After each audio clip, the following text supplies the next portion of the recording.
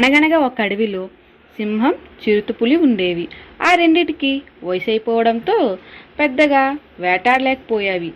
ఉన్న వాటితోనే సరిపెట్టుకునేవి. ఒకసారి వరుసగా వారం రోజులు తినడానికి ఏమీ దొరకలేదు. అవి ఆకలితో అలమటించిపోయాయి.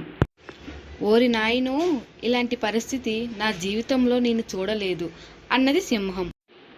మరో వారం రోజులు ఆహారం దొరకకపోతే మనం బకెట్ తన్నేస్తాం గ్యారంటీ అన్నది చిరుతపులి. అవి అలా బాధపడుతుండగా వాటికి కాస్త దూరంలో ఒక జింక పిల్ల కనబడింది. దానిని చూడగానే రెండిటికి నోరూరింది. అప్పుడే సింహం చిరుతతో ఇలా అన్నది, మిత్రమా, మనం ఎవరికి వాళ్ళే వేటాడుతుంటే జంతువులన్నీ పారిపోతున్నాయి కదా, అప్పుడు ఆ జింకను చెరోవైపు నుండి వేటాడుదాం. ముసలి అనుభవంతో బాగా చెప్పావు నేస్తమా. ఇంకా ఆ జింక పిల్ల తప్పించుకునే ఛాన్సే లేదు. పద అంటూ తొందర చేసింది సింహం. చిరుతపులి తెలివిగా వేటాడడం మొదలుపెట్టాయి. అప్పుడు ఆ జింక పిల్ల దొరికిపోయింది. దానితో ఆ రెండిటికి సంతోషానికి అడ్డే లేదు. అయితే ఆ సింహం చిరుతతో ఇలా అన్నది, మిత్రమా, కలిసి వేటాడాలనే ఆలోచన వచ్చింది నాకే కదా, అందుకు ముందు నేనే తింటాను. ఆ మాటలు విన్న చిరుతకు ఎక్కడలేని కోపం వచ్చింది. అయినా కంట్రోల్ చేసుకొని, మిత్రమా, అసలు ఇక్కడ ఉన్నది చిన్న జింక పిల్ల.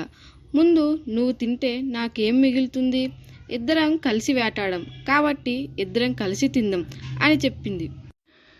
అలా ఆ రెండిటికి మాట పెరిగింది. సింహం తన పంతాన్ని వదలలేదు. తానే తింటానని ముందుకేసి కూర్చోంది. అప్పుడు చిరుతకు ఎంతో కోపం వచ్చింది. ఇందులో అసలు నీకు వాటానే ఇవ్వను, మొత్తం నేనే తినేస్తా పో అన్నది కోపంతో. దానితో ఆ రెండు పోట్లాడుకున్నాయి. ఆ గొడవ అంతా ఒక గుంటనక్క చెట్టు చాటు నుండి గమనిస్తుంది. అరే, భలే వింతగా ఉందే, వాటి గొడవ చూస్తుంటే ఎవరైనా తిన్నది అరగకపోతే కొట్టుకుంటారు, వీరు తినడం కోసం కొట్టుకుంటున్నారు, ఇదేదో నాకు కలిసి వచ్చినట్లుందే అనుకుంది.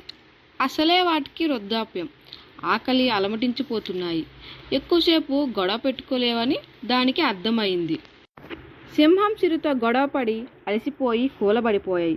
అదే అవకాశంగా తీసుకున్న నక్క జింక పిల్లని ఎత్తుకొని పారిపోయింది.